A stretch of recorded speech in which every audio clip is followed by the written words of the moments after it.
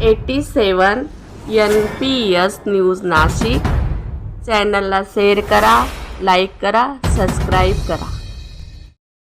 त्र्यंबकेश्वरमध्ये पत्रकारांवर जीवघेणा हल्ला, एक गंभीर जखमी. तर मंत्री भुजबळांकडून दखल, कठोर कारवाईच्या पोलिसांच्या सूचना. पोलिसांकडून संबंधितांची धरपकड सुरू. आगामी सिंहस्थ कुंभमेळावा सोहळ्याच्या पार्श्वभूमीवर शनिवार त्र्यंबकेश्वर येथे साधू महंतांची महत्त्वपूर्ण बैठक पार पडली.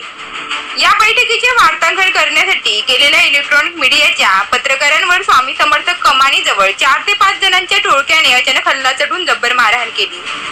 या घटनेमुळे पत्रकार संघटनासह विविध स्तरावरून तीव्र संताप व्यक्त होत असून दोषींवर कठोर कारवाईची मागणी जोर धरत आहे.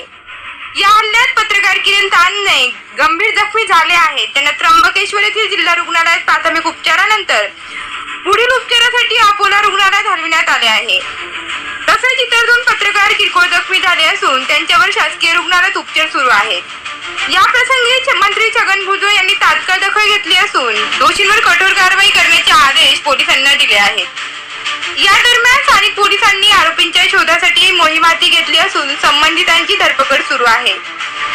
पत्रकारांवर झालेल्या या हल्ल्यामुळे सिंहस्थाच्या सुरक्षेच्या दृष्टीने गंभीर प्रश्न निर्माण झाले असून भविष्याच्या अशा घटना होऊ नयेत यासाठी प्रशासनाने ठोस पावले उचलण्याची मागणी होत आहे. सर, मध्ये काही शीर्षकांना मारण झालेली आहे. नेमकं आता त्या आरोपींना ताब्यात घेतलेला आहे का आणि काय गुन्हा दाखल केला? हो, सध्या गुन्हा दाखल करण्याची प्रक्रिया सुरू आहे आणि 3 आरोपींना सध्या ताब्यात घेतलेला आहे. तिघांवरही अटक करून योग्य कारवाई करण्यात येईल. सर, काही माहिती घेतली का जे पार्किंग करत होते, अधिकृत होती अनधिकृत होती? ती पार्किंग अधिकृत होती. नगरपालिकेने ते एस मल्टी सर्व्हिसेस या कंपनीला आउटसोर्स केलं होतं आणि त्या कंपनीने जे मुलं ठेवले होते त्यांच्यासोबत आज जो वाद झाला त्यातून भांडणं झाले. काम करत मुलं ते गुन्हेगारी पार्श्वभूमीचे आहेत अशा पद्धतीचं नाही? हो, एक जो त्यामधला मुलगा एक आरोपी आहे जांभुर्डे म्हणून, त्याच्यावर अगोदरचा एक गुन्हा आहे अशी माहिती आता मिळते आहे.